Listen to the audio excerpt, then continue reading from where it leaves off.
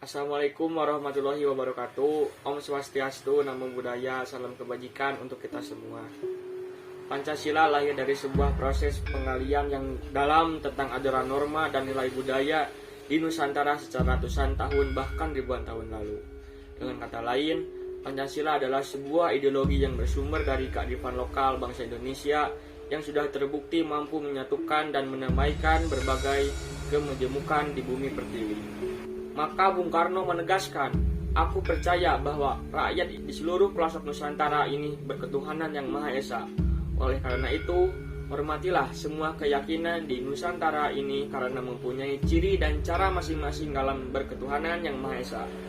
Karena keyakinan ini sebetulnya merupakan hak individu setiap manusia dalam menafsirkannya.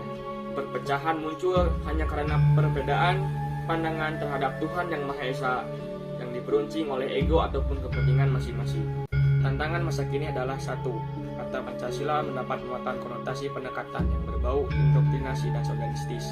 Yang kedua, kondisi masyarakat terbelah akibat hubungan politik dalam pemilu atau politik identitas. Yang ketiga, penggunaan media sosial untuk penyebaran hoaks dan ujaran kebencian. Yang keempat, peningkatan sifat tidak toleran terhadap keragaman.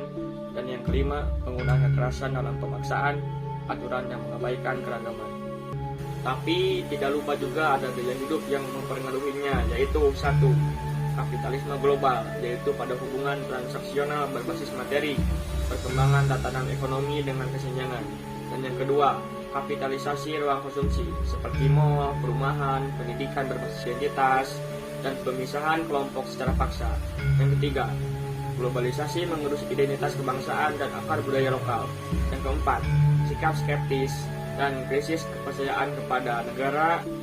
Maka apabila kita lihat tadi, dapat disimpulkan bahwa adanya dua ancaman besar, yaitu satu, fundamentalisme ekonomi atau kapitalis atau materialisme dan kesenjangan, dan yang kedua, fundamentalisme agama atau ekstremisme dan kekerasan berbasis agama.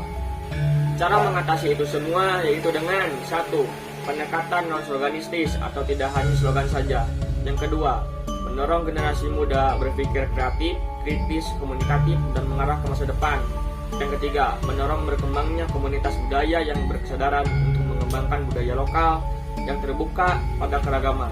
Yang keempat, memperluas ruang interaksi kebersamaan. 5. Penguatan berbasis komunitas. Yang keenam, kolaborasi pemerintah dan masyarakat atau warga dua arah antara kebijakan dan proses penerapan di lapangan. Yang ketujuh, pentingnya juga memfasilitasi pemimpin informal, komunitas adat, penggiat budaya, kelompok minat, dan jejaring masyarakat. Yang terakhir, menyusun strategi kebudayaan Indonesia yang berjiwa Pancasila. Jadi dapat disimpulkan bahwa semua orang harus diingat kembali bahwa kondisi saat ini sudah tidak perlu lagi mempermasalahkan ideologi.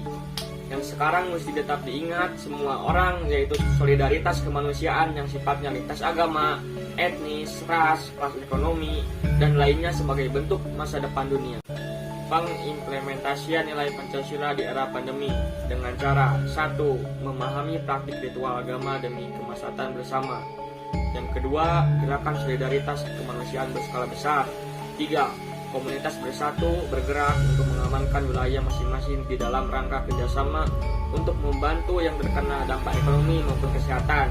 Yang keempat, mematuhi kebijakan pemerintah. Yang kelima, kreativitas lokal untuk kepentingan bersama. Yang keenam, membangun ketahanan lumbung budaya.